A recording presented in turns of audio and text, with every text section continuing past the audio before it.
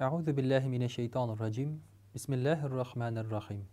Esselamu aleyküm ve rahmetullahi ve berekatuh. Muhterem Müslüman kardeşler.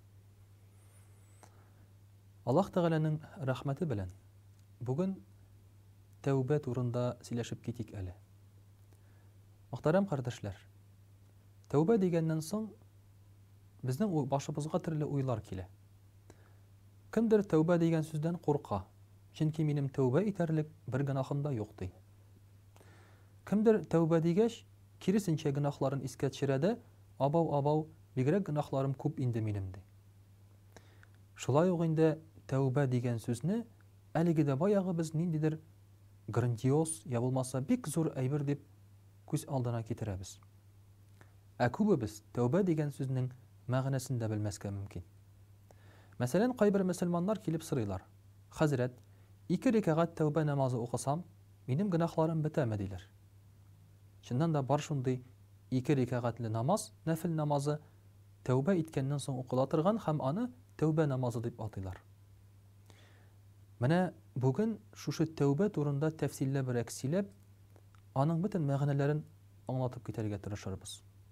Peygamberimiz sallallahu aleyhi ve sellem eyte, kullu bani Adem hatta. Her bir Adem balası da hatalıdır. Yani günahlı. Ve hayrul hattaine et-tevvabin. Lakin en hayırlı hata kıluşular, onlar tevbe etüçilerdi. Demek Adem balası tırmışta yalgış mı tırmay? Sırtına, abına, hata kıla, günah kıla, kimnedir rencite, yeki Allah Teala'ga karşı çığa. Mene şuşu içirakta tevbe bizge kılgan işlerimizni, naşarlıklarımızını yokka çıkarırga yardam ite. Bu bizim için bek mühim.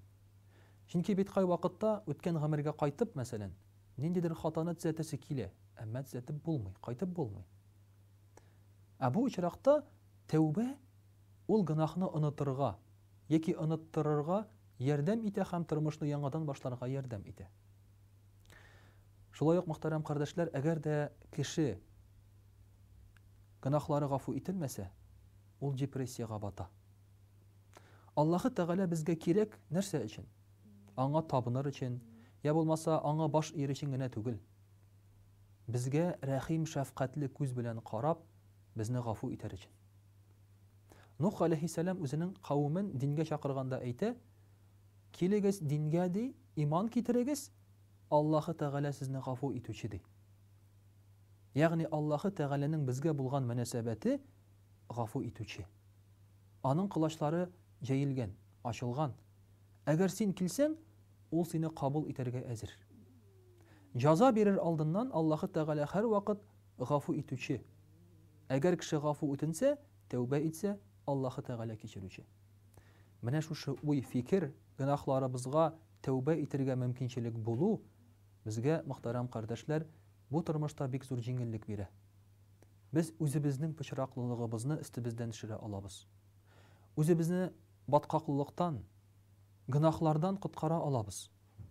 Hem de ki nindi günah kılsak da, nindi günah hata kılsak da, Allah'ı Teala karşında Rabbim keçire kur gafu idip, ukenip, mene şuşu namusumuzunu çistarta alabız.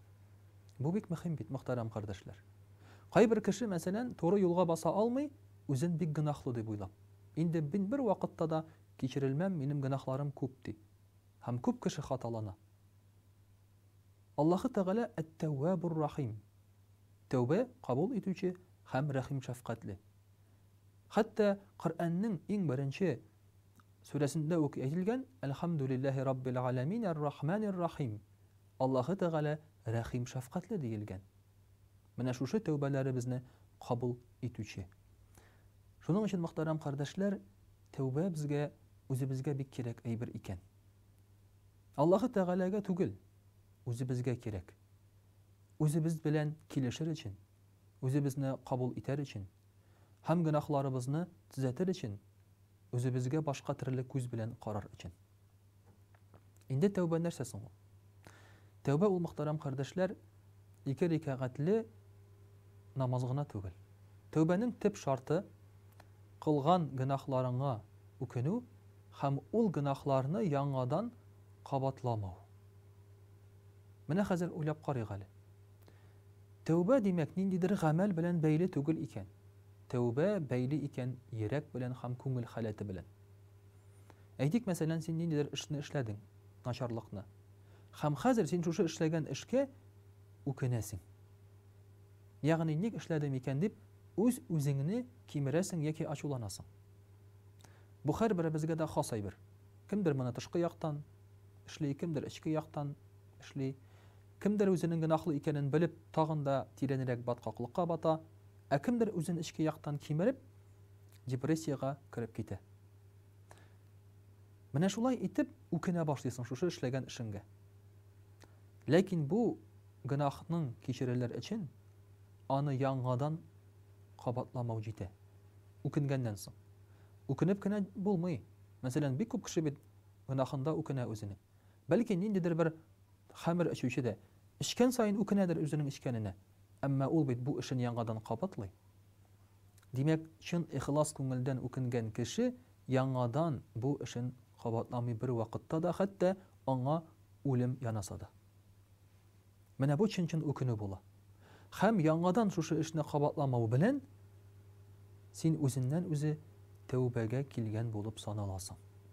Әлбәттә, бу хисләр Аллаһы Тәгалә каршында булырга тиеш. Инде синең тәүбәң кабул булганмы, юкмы икәнеңне белер өчен нишләргә? Бу гөнаһлар турында яңадан искә төшерергә кирәк.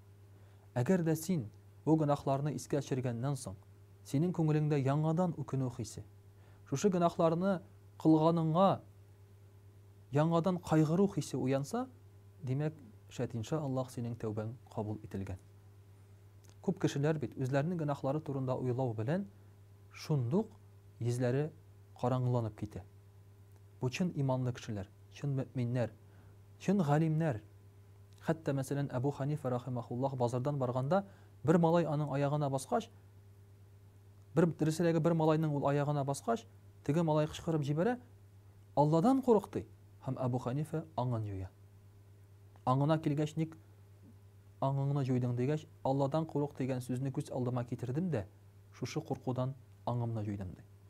Ягъни Аллаһы Тәгалә каршында шушы хаталарыңны, гөнаһларыңны уйлап курку хисе барлыкка килә икән, уят хисе барлыкка килә икән, үкенү хисе барлыкка килә икән, димәк син дөрес тәүбә юлында.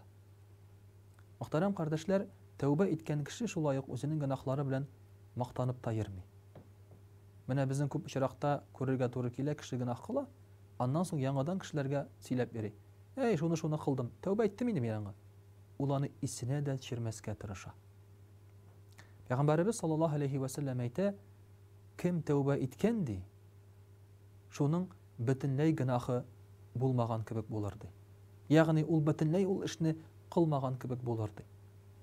Менә шуңа күрә дә, мөхтәрәм кардәшләр, шушы тормышыбызда тәүбә итеп, гөнаһларыбызны исебезгә төшереп, үкенеп, Аллаһы Тәгалә каршына гафу сорап килсәк, гөнаһларыбыз бетә һәм безнең яңа тормыш башларга мөмкинчелегебез була.